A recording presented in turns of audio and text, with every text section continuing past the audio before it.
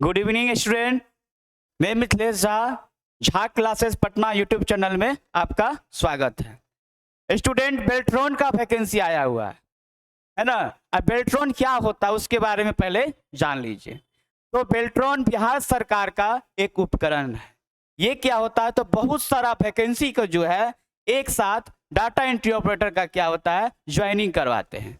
क्योंकि हर एक क्षेत्र में जो है ये वैकेंसी रहता है। हर ऑफिस में क्या होता है, सरकारी विभाग में डाटा एंट्री का ज्वाइनिंग होता है। वो कहाँ से होता है, कौन कराता है, तो बेल्ट्रॉन के विभाग से ही ये जाते हैं, है ना। ये इसमें सीट क्या है, तो अनलिमिटेड है। इसमें ये सीट नहीं है जो कि 10,000 या 5,000 इस तरह से इस वैकेंसी में है। इसमें सीट अनलिमिटेड है। जो भी इनका रिक्वायरमेंट होगा बेल्ट्रॉन का, वो पहले ज्वाइनिंग करवाएंगे। और जो स्टूडेंट का यदि नहीं हो पाता है, जैसे कि मतलब कि बहुत ऐसा तो थोड़ी ना है, जैसे कि 10,000 है तो 10,000 एक बार में ही मतलब ज्वाइनिंग करवा लेंगे, ये वो नहीं करते हैं। बेल्ट्रॉन क्या होता है, तो जितना का रिक्वायरमेंट होता है उसको पहले ज्वाइनिंग करवाती है। और जो रिक्वायरमेंट मतलब आने वाला टाइम में जहां जहां खाली होता है वो स्टूडेंट को क्या करते हैं, क्वालिफाई करके रख लेते हैं और उसको धीरे धीरे ज्वाइनिंग करवाते हैं।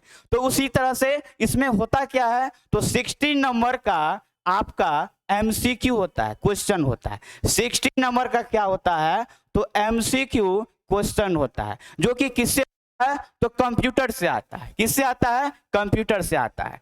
उसके बाद 60 में आपको मेल को कितना लाना पड़ता है, लड़का सबको कितना लाना पड़ता है, तो 13 नंबर लाना पड़ता है ना। और फीमेल को कितना लाना पड़ता है, तो 24 नंबर में क्या है, क्वालिफाई यानी कि वहां पास कर जाते हैं। पास करने के लिए क्या करना पड़ता है, तो लड़का लोग के लिए जो मेल पर्सन है उसके लिए 30 नंबर लाना पड़ता है और फीमेल कैंडिडेट के लिए 24 नंबर लाना पड़ता है।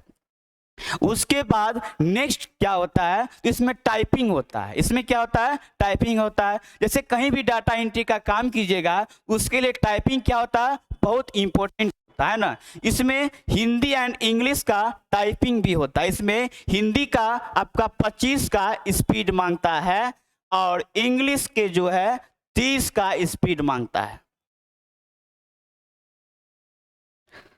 30 का स्पीड मांगता है। उसके बाद क्वालिफाई करते हैं और ये प्रोसेस करने के बाद आपका रिजल्ट, बेल्ट्रॉन क्या करती है, ये प्रोसेस कराने के बाद जो है क्वालिफाई कराते हैं, मतलब कि वो पास हो जाते हैं। पास होने के बाद जितना वैकेंसी का रिक्वायरमेंट होता है पहले ज्वाइनिंग करवाते हैं। उसके बाद जो कैंडिडेट बच जाता है धीरे धीरे किसी सरकारी दफ्तर में खाली होते जाता है और यहाँ पे सीट को, यहाँ पे रिक्वायरमेंट जो रहता है वो वहाँ पे भर्ती देते रहते हैं। उसके बाद इसका सिलेबस होता है। कंप्यूटर में क्या सिलेबस मतलब पढ़ना पड़ेगा, बेल्ट्रॉन निकालने के लिए 60 नंबर का जो क्वेश्चन होता है कौन सा सिलेबस से पढ़ाया जाएगा, तो इसमें सबसे पहले हम लोग आते हैं मेमोरी पढ़ते हैं। मेमोरी क्या होता है ना। मेमोरी किसे कहते हैं, तो memory is just like human brain, है ना। एक आदमी के दिमाग के जैसे क्या होता है, कंप्यूटर का मेमोरी, कंप्यूटर होता है, मेमोरी होता है। देखिए अब मेमोरी यहाँ पे है, यहाँ पे मेमोरी पढ़ेंगे,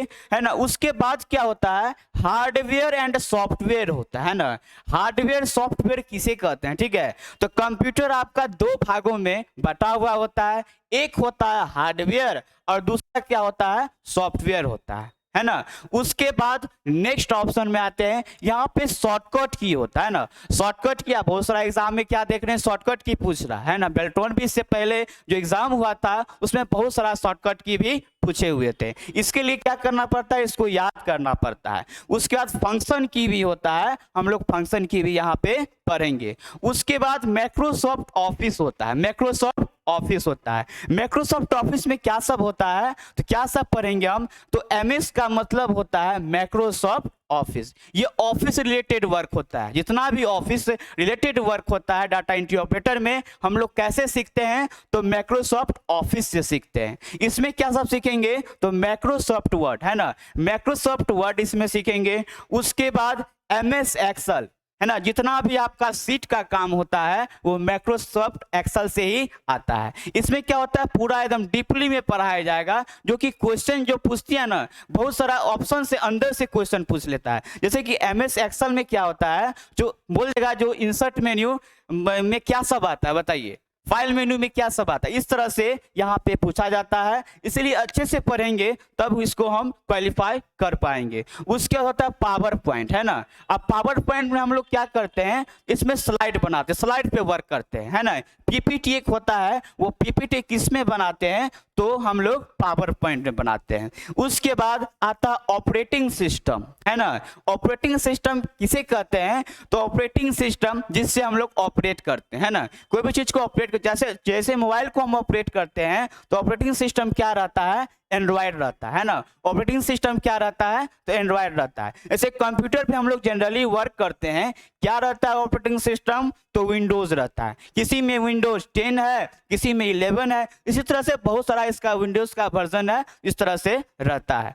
उसके बाद उसी तरह से यहाँ पे है लाइनक्स, है ना। लिनक्स भी क्या है, ऑपरेटिंग सिस्टम है। उसके बाद डॉस भी आपका ऑपरेटिंग सिस्टम होता है। अब नेक्स्ट, अब यहाँ पे देखिए ईमेल होता है ना। ईमेल जो है ये भी हम लोग पढ़ेंगे चैप्टर में, ये सब ईमेल भी है,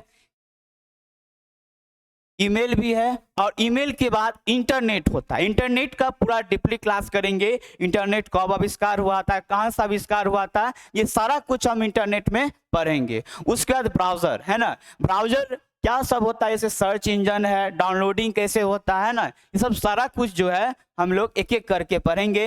नेटवर्किंग, उसके बाद नेटवर्क कितने टाइप का होता है ना, ये सारा कुछ इसमें पढ़ेंगे। हैकिंग वायरस, है ना। हैकिंग वायरस ये आपका सिलेबस में नहीं है, लेकिन एक फिर भी इसमें ऐड कर दिया गया है, कंप्यूटर का पार्ट है, इसलिए हैकिंग वायरस भी इसमें पढ़ाया जाएगा।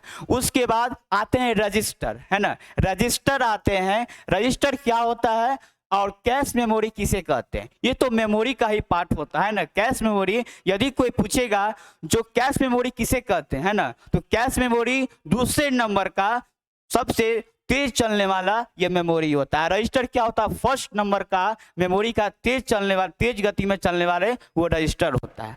चलिए अब नेक्स्ट,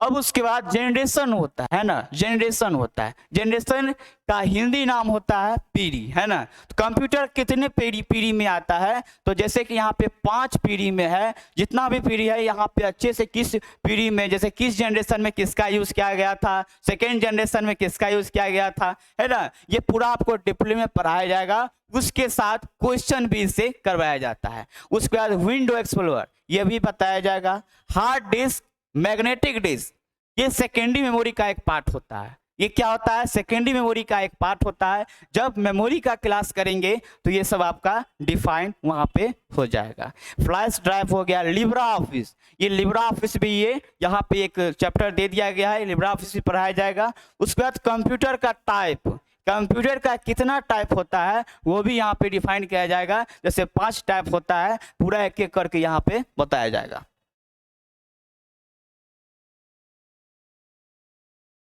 तो यहाँ पे पूरा एकदम 0 लेवल से जो है आपका क्लास स्टार्ट हो रही है, जो कि क्लास का टाइम आपका है 4 PM, 4 PM टू 5 PM, ये क्लास का टाइम है, इवनिंग का टाइम है। और मॉर्निंग का टाइम है आपका 9 AM टू 10 AM।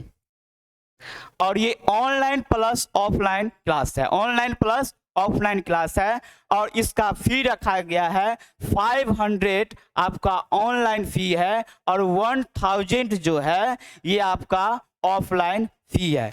ऑनलाइन पढ़ने के लिए आपका कैरियर एजुकेशन ऐप होगा, उसको डाउनलोड करके कंप्यूटर सेक्शन का एक लोगो होगा, वहां पे जाके हम परचेज कर सकते हैं। और ऑफलाइन क्लास करने के लिए झा क्लासेस पटना नया टोला में आके कर सकते हैं, इस टाइमिंग में आप कर सकते हैं। उसके बाद नेक्स्ट क्लास आपका 10 तारीख से मंडे से स्टार्ट होगा, और उसमें आप लोग आए। Thank you.